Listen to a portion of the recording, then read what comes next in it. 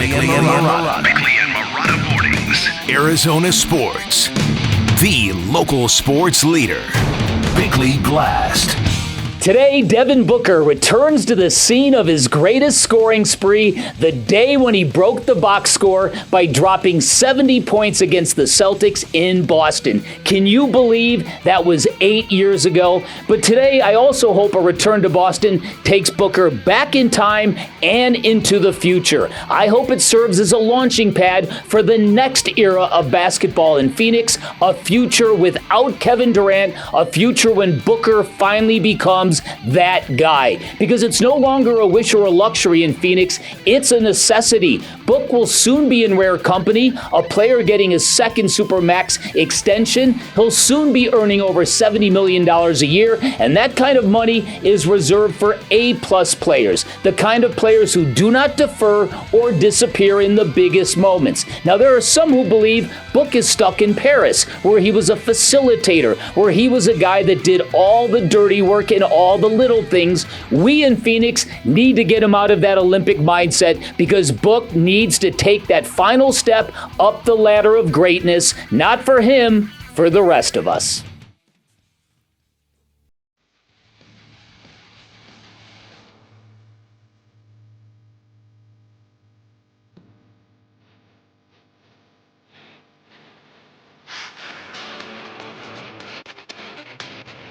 Gotta go back in time. That's a good drop-in, Vinny. It's good. Cheesy. Song was cheesy. Great movie. Great movie. Cheesy song. Yeah, so this is so that's my premise. My premise is if we are ending a season, a very unsatisfying season and an era, the Kevin Durant era in Phoenix, which sure feels like we are, inevitable, then this has got to become the Book show next year. Not that it hasn't been, but it has to become full-time. It hasn't been as consistently. Right. And that's not, I mean, I'm not pinning it on Kevin Durant. Devin Booker's game has changed. Mm-hmm.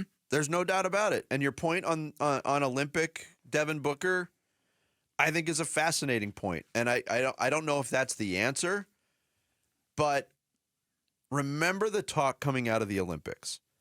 Kevin Durant and Devin Booker being two of the top 6 players on that team that it wasn't the easiest path to a gold medal.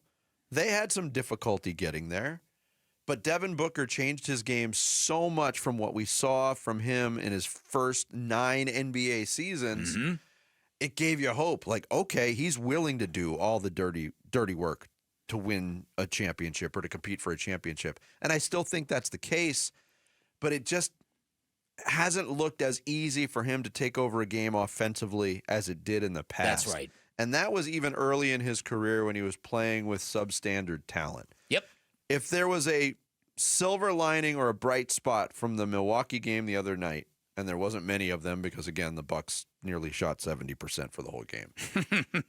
But Devin Booker, although his percentage was under 50%, he recognized how important it was for him to be the guy offensively. Yep. It didn't start out that way. Again, he had 4 turnovers in the first quarter of that game, but he got more comfortable against a defense that was geared to stop him, and he looked like he had that ability again. Yes.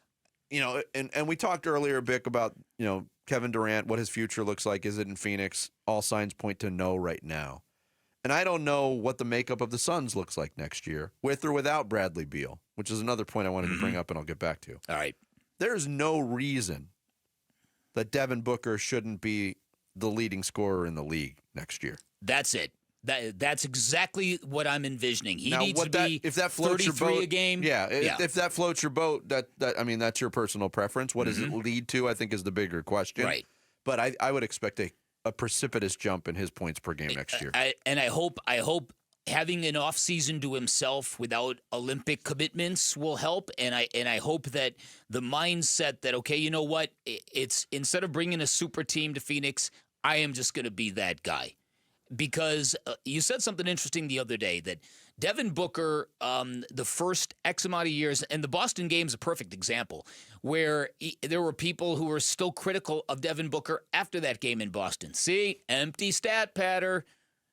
Gets the points, never the W's. You know this better than anybody. The amount of criticism Devin Booker endured for the Suns never winning without even recognizing the dreck that surrounded him. It's for him to get to the top of the mountain, to be at a 2-0 lead over the Bucks in the NBA Finals, and to be in this place right now. It's got to be jarring. It's got to be very, very disorienting, I would think. Yeah. And I would hope that Book would think in his head, okay, I'm taking care of this. Well, and he told Dwayne Rankin as much. I'd never expected to be on a losing team again. Yeah. This is not. Yeah. This is not okay. Yeah. So maybe that is the fuel that drives him. The other side of the Olympics experience now, you have to wonder is what fatigue plays a part in what's happened with the Phoenix Suns this year. Yeah. I mean, Devin Booker and Kevin Durant have been relatively healthy this year, but I mean the results haven't been there. No. And when you give up your summer and disrupt your normal summer routine, it can have effects. Now, go back to Devin Booker's first experience on the U.S. Olympic team.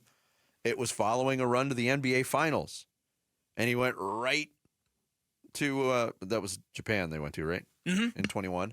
They win the gold medal.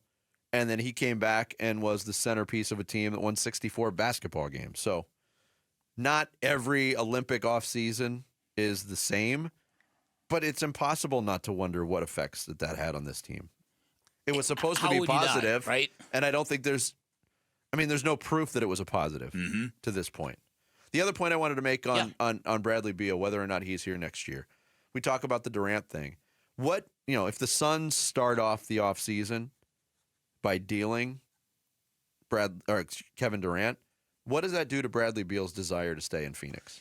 Yeah, I think that is a really, really heavy question, right? I mean, because you would think that if it is expressed to him that this is the direction we're going, and if you express, I don't know what you're going to have to express to him, but I do think that is going to be really, really a monumental thing, because if Bradley Beal has found his forever home here, going from the East Coast to the West Coast, and now he's real happy here. Is he willing to say, okay, I'll live here full time, but I still have career goals. I still have things I want to do. I don't know where he's going to land on that, to be honest with you. Yeah, but if you go back to the trade deadline too, there were various reports that said Bradley Beal was willing to go to certain places at the trade deadline, Washington being one of them, like back to where he came from, which I don't know the validity of those reports. That seemed unlikely to me. But then when you consider Bradley Beal was okay in having a no-trade clause with a franchise that has struggled as much as Washington has, he was okay to stay there for his whole career. I know. I think that's another thing really to watch out for early in this offseason is what his desire to stay is depending on what is on this roster or what's not on this roster. Yeah. Or whether or not he's just, hey, no, I'm happy to be here, whatever. I'm good. Yeah, I don't know. It's that no trade clause. That's where this whole thing got sideways, and that's a real painful, heavy lesson to learn. And I hope that they're able to trade him. And again, I recognize the value in the player. I just don't know if Bradley Beal's a winning player. But they also have to weigh: is it worth trading him with what they will probably have to give up along with him for a team to take his contract? Or is it worth just riding out another year and then saying he's very tradable the year after that? We're not going to be a championship next year anyway. I don't know. Regardless of that, the contract is still it's an albatross of a contract. Yes, it is. Which probably will have some effect on what happens this summer too. I'm setting the number concerning tonight's game. Okay. 20.5. Is the three-pointers made by Boston? By Boston. You taking the over or the under? I'm taking the over. Bick's got the over. Suns have allowed 20 or more three-pointers 7 times this year. 7. Jarrett, you taking the over or the under? Yes. Over. We're all taking the over. All right. Little intrigue there. 20.5. We'll keep it. And I don't have it in front of me, but that's not that big of an accomplishment for the Celtics. Right. They hit 21 three-pointers in a game. They've done it several times this year. Yes, they have. Thanks for watching Bickley and Marotta. Click to see the latest Bickley Blast and hit the button in the middle to subscribe to Arizona Sports.